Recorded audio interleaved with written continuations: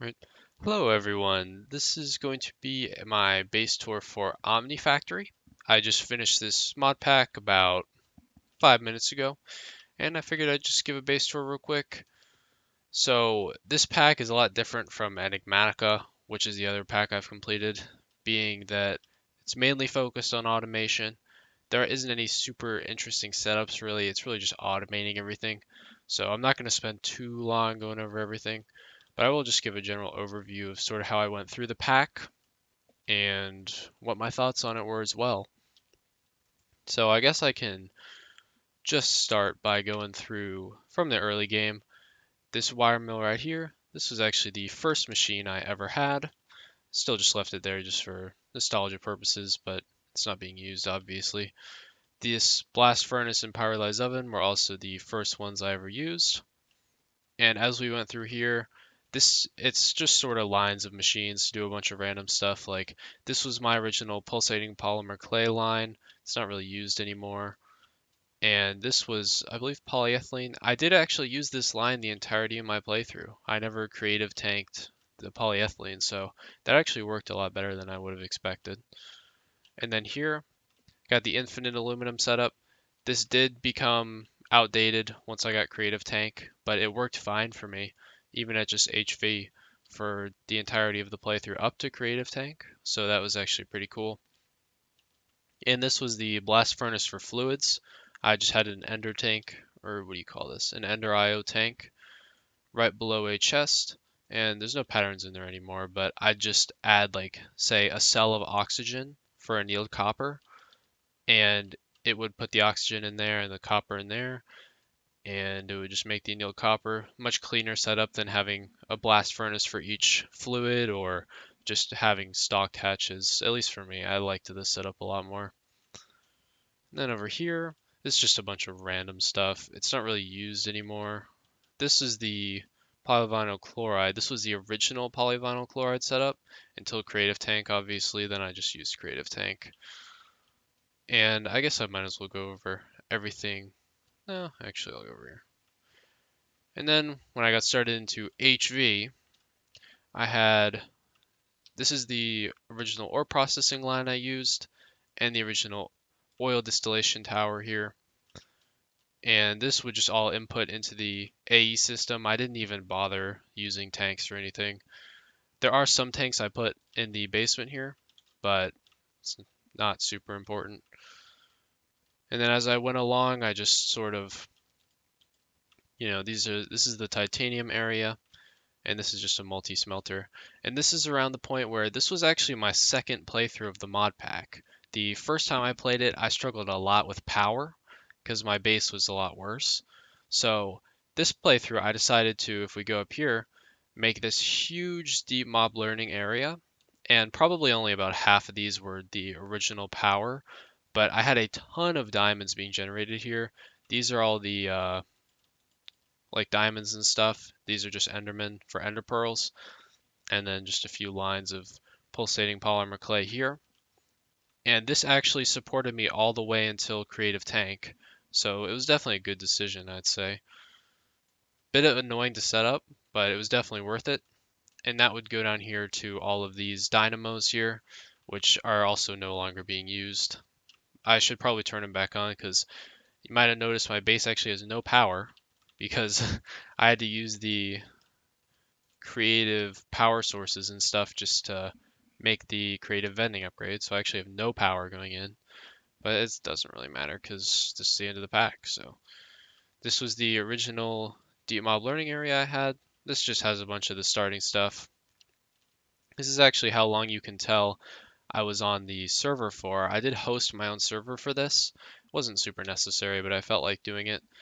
And using these iterations, you can actually tell how long the server was up.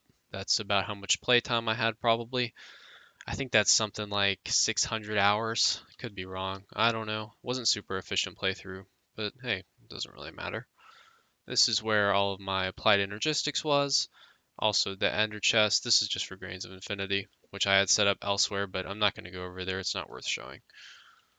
All of my crafting CPUs here. Just had some mills over here. And this is my advanced crafting area, like with the packagers. And this is actually, this little cube of advanced package crafters is something I didn't realize you could do until very late in the pack, but it's actually extremely useful for the stuff that's really slow. Like I believe I had, yeah, the tier 2 micro miners and also the lasers of the tier 2 micro miners are in this one. Yeah, the reinforced mining laser, because those were really slow. So I just made those little cubes of things. And these are the tanks I talked about earlier. They just have a bunch of stuff in them that was filling up my fluid drives. They're pretty much useless at this point, but they're still there. I just left them there. Then moving on from there, once I set up the power system I had up there, I was able to just go crazy with the blast furnaces. So a lot of these are IV. Some of them, which I have since removed, were LUV, and I could just do that pretty much straight away when I unlocked Lumium here because I just had so much power generation. And that allowed me to go through mid game quite a bit quicker. And past that point, I actually filled up the base. So this is where I can talk about the actual base itself. I decided to build the Krusty Krab because, I thought it would be an interesting thing to build. And when I ran out of space in here, I was like, what would make the most sense to build? And the chum bucket was the obvious answer for me. So I built that, built it really large so I could fit a ton of stuff in here. And this is basically where everything I did LUV plus happened. So these are the nuclear craft reactors. All of the most efficient fuels were here. I just had one for each fuel that was necessary to reach Californium 252, I believe. Oh, well, I can't check there, but yeah, Californium 252. So I had all of my nuclear fuels in a unique area here. And then this is the better oil distillation setup I did, which actually used each of the outputs into a separate distillation tower rather than just using a specific type of fuel and distilling it. This is actually all of the oil byproducts, which was very useful for making nitrodiesel for draconium, which is actually right here as well. This is the original draconium setup before Creative Tank. It wasn't UV to start with, it was LUV, I believe. But it was basically just a dedicated blast furnace, dedicated vacuum freezer. And then this vacuum freezer here was just for superconductor wires, also at LUV originally. And here is just, I don't actually see. Oh yeah, this was the nitro diesel little setup here. That's really about it there. There's a couple random machines on the end, doesn't really matter. And a lot of this stuff is just random machines. Some of these, like, this is where the original wetware circuit board section was. I thought originally this might be enough, but it was very much not enough for endgame. I actually ended with about 300,000 wetware boards extra, but I can't show because my network doesn't have any power. But I can show it in the drawers in a bit. This is just a bunch of random machines. I did some really scuffed setups here for tritium for the dark solarium. I believe that's somewhere here. Yeah, I would use like a tritium bucket and 4 deuterium buckets, and then I would turn that deuterium bucket into that tritium bucket into a tritium cell to insert into one of these tanks and then use for the dark solarium in a blast furnace. This was actually the blast furnace I did it in, which is, yeah, it was originally a ZPM, so this is still what it was, and attached to this vacuum freezer. This just had a bunch of stuff. Since it was at ZPM rather than LUV, I put a bunch of stuff that was really slow in here. Like it used to have iridium, osmium, dark solarium, stuff like that. And this right here, just a line of fluid solidifiers. This was basically for the motes of omnium, where every single thing that was not easy to just solidify, I just kept a stack of in stock, and I could do a stack of motes of omnium at a time, which worked out fine for me. And here's just a bunch of random stuff as well. Like this is producing Cenarium, some things like that. These were for faster tungsten because I was having a lot of tungsten issues when getting close to Creative Tank. So I decided to bump it up to IV and add some extra ones. And then here's the first fusion reactor I did. Or no, that's actually the second one. This is the first one over here. And then Second one's over there, third one's over here. I didn't build multiple of the tier 3s because I just left the server running overnight, so I didn't need to, even though the neutronium here is a very slow recipe, 10 seconds for 2 millibuckets. I would just let it run overnight and it would work fine, so I didn't really have any issues with that. And this is the nether quartz setup I had by the end. There's 5 sets of sand generators, or creators, I should say. And they would go into this multi-smelter, which would cook it into glass, and that would be electrolyzed into quartz. And that actually worked all the way through my playthrough as well. It was pretty cool. These are the UV blast furnaces I used. This was right before Creative Tank. I would use these for the heavy platings here, the neutronium heavy plating and the quantum flux deuterium heavy plating. This one, I don't actually remember which one this was. It was one of them. And then this one was, I believe, the quantum fluxed. But, oh no, it's still there. Quantum flux, yep. And then here's actually where the creative tank originally got put. Just have it here constantly producing. Just put it in a drawer with 2 upgrades, or 1 upgrade actually. And I could just grab it from my AE system whenever I wanted with the storage bus here. And then past this point, the setups completely change. And we can move on to the second floor here, where this is basically just trying to optimize the end game.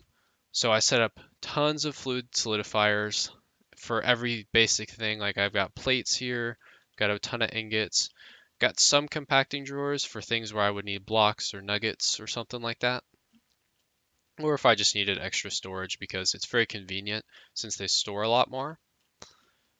And that's about it with those. I had some creative tanks here of just random fluids that I needed a lot of. Just had some fluid storage buses on them so I could export it wherever I wanted. And then here is the final fusion setup I had. This isn't actually all of the fusion rings. It's very messy. And the problem I had with this was I actually had 3 extra in this little area here, but there were so many fusion rings that it was actually bugging out, like they wouldn't work. So I moved some of them up to the top floor here, which we'll go to in a minute.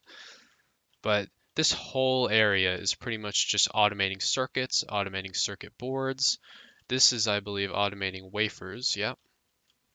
And the SMD components, bunch of random stuff, sand, gravel.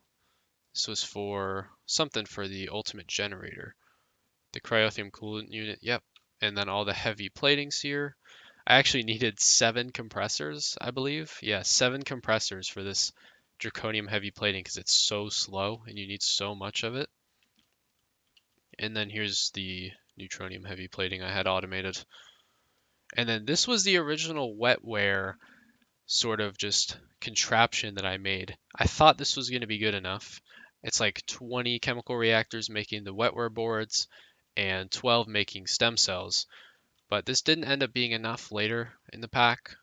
So yeah, it's a bit messy, but I just had a drawer on top here that would store all the wetware circuit boards and 2 drawers here that would import the things needed for the boards. And then it just insert them here. And they're all full because I had a huge backlog of them. And then I just had these assembly lines here. I decided this is pretty much the first thing I did when I got Creative Tank was make all these assembly lines because I knew it was going to be slow if I didn't do this. So I just decided, you know what, I'll just do it. And I built, I think, around 15 of them, one for each unique thing that would be needed. And I actually added some extra ones on here because I didn't realize you could do this until quite late.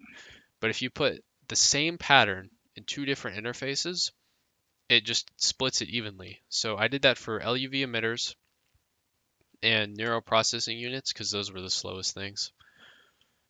And then here we just have 2 lines, one for wires. Yep, all wires. And these are rods and also one more wire.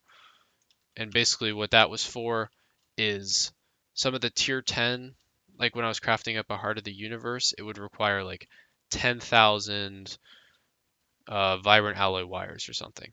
So I just decided, you know what, I'm just going to build a huge backlog of these. I'm not going to craft them manually. So I just made this little wire setup and it worked fine. And that's about it for this floor here. Top floor is basically just some endgame automation I was doing. This is another wetware line, and this one's even more than the first one because I figured I'd just go all in, hope it was enough. It didn't end up being enough again. If we look over here, this is actually the very end of the wetware assembling area. I built 3 more lines equivalent to this one over here, and this was actually able to go faster than I could use them. So this was a very good setup here. And then I also had to make more of these fiber reinforced circuit boards because the wetwares were using so many that I had to have 3 setups for them. The other one was just down on the second floor with the rest of the circuits. And then here I have all the resonators for red coal. This red coal was needed for the opinium cores, which if we go all the way up here, you need a ton of them per creative energy source and also rainbow generator. So I think you need around 300,000 total. I just let it run the whole time and now I have a full drawer, but it's not super necessary to make a setup this crazy. I just decided why not. And then here are all the extra microverse projectors I made. So I believe these are tier 2s. Yeah, tier 2s. So I would split the stellar creation data between these 5, and I would split the dilithium between these 5, and that would allow it to pretty much just not be an issue. It would go fast enough that it wouldn't cause any problems. And then each one of these microverse projectors at one point was doing its own unique thing. Like if we look at the tier 10 here, the heart of the universe. So I had one for the heart of the universe, one for the universe creation data, one for some other stuff like chaos shards and layer of the chaos guardian data. But later on, I actually realized that it was too slow. Like it was a huge slowdown. So what I did for the layer of the chaos guardian data and over here, the chaos shards, is I evenly split them between 2 different microverse projectors, and the setup is actually really janky. What it does is it uses these robot arms here. I just put an EV robot arm on the back of these stainless steel chests, and you can't see it, but there is 256 dilithium here, even though it doesn't show up, which would allow it to insert exactly 256 dilithium into the input hatch, which would allow it to evenly split, because if I didn't do that, it would just dump like 500 dilithium in there and run out of space for the other things. So it's a pretty janky setup, but it works fine as long as you don't log off, because if you log off, then it resets, but that's not super big of an issue since I was just hosting my own server. And then here is the hydrogen setup I had. I ended up using, I believe, 20 IV fluid solidifiers to get enough hydrogen. It was overkill. As you can see, I have 5 million solidified hydrogen, and that never really went down.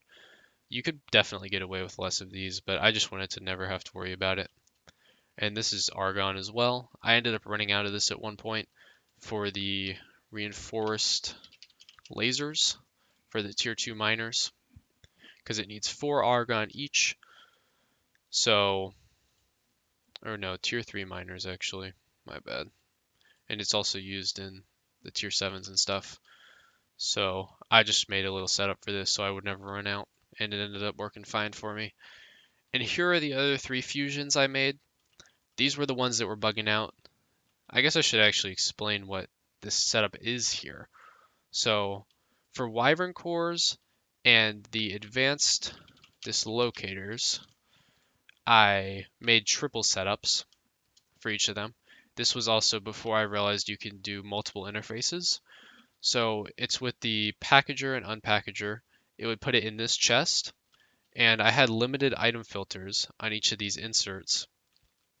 So it would evenly split between each of these 3 sets, and it would just go 3 times faster than one set of them effectively. It was a little janky. Sometimes like one wouldn't finish because it put like two of the items over here and the rest of the items over here, but it wasn't too big of an issue since I was crafting a lot of infinity ingots by the end, and it would just fix itself by usage, so that was fine. And then here are the glowstone elevation units. These actually were quite annoying because they're so slow. So I had 12 different assemblers here, and I just have a crafting card with the empty ones here. And the 12 of these was enough to keep up. It actually was a little faster than I could use them. You could get away with less, but I didn't start this until pretty late, so I didn't get enough in time. So yeah, that's actually about it. So if we go back over here, there's just a couple other things. Like this was my original assembly line, and this is actually where I made a really big mistake in my first playthrough, is I didn't do anything with the fluid extractors into the input hatches. I would just manually do the fluids, which is honestly one of the main reasons I burn out of that original one, is just because everything was so tedious. So second playthrough definitely helped me a lot with knowing how to automate things. Like I have a whole bunch of random machines. It's kind of just spaghetti over here. Spaghetti of random machines. A little bit of some space stuff there. But that wasn't useful for too long. And then the wall of molecular assemblers, obviously. I mean, you have to have this. There's like 110 of them or something. I left every recipe in there. I never took any out because I thought it was cool to just look through every machine that I've ever made and be able to see all the patterns. So that should be pretty much it. Overall, this pack was quite fun. I wouldn't say it was really super difficult. You pretty much just had to optimize what you were doing, and there was never really anything where you really had to think super hard. It was just, automate a setup, start a new setup, automate another setup. Oh, you realize you're lacking something, then automate that setup. So it's a little tedious. I wasn't the biggest fan of the type of gameplay here because a lot of it just felt repetitive. It wasn't really super interesting, but it wasn't unfun either. There was a lot of thought put into the progression. A couple things that annoy me though were stuff like these flux capacitors. These don't work with auto crafting. So stuff like the creative flux capacitor, I had to manually craft these. That was pretty annoying. Like there's some bugs like that that are just kind of egregious. I wish they would have fixed. But I mean, obviously that's probably fixed in Nomifactory. I just decided not to play that for some reason, so I guess that's on me. But overall, I'd say it's a well-made pack. The quest book was pretty good, and I think it did a good job of guiding where you're supposed to be. And overall, I really like the progression of the pack. The circuit progression was cool, and just working your way up through the tiers was pretty satisfying.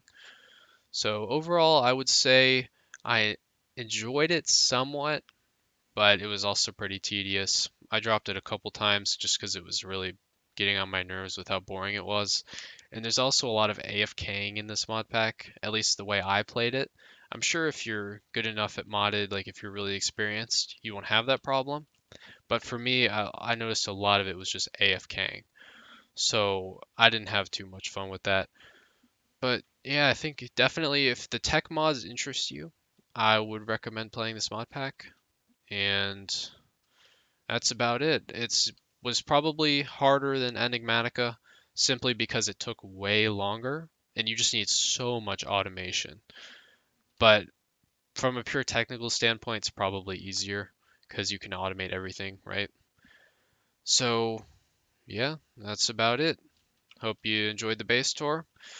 And I tried to put a lot of effort into actually building the bases this time. My Enigmatica base was just a box, whereas, this time I tried to get a little creative with it, have some fun. So yeah, I hope that was a little enjoyable. I had a lot of fun building it. Definitely made the experience more enjoyable. And yeah, that's going to be about it from me. All right, goodbye.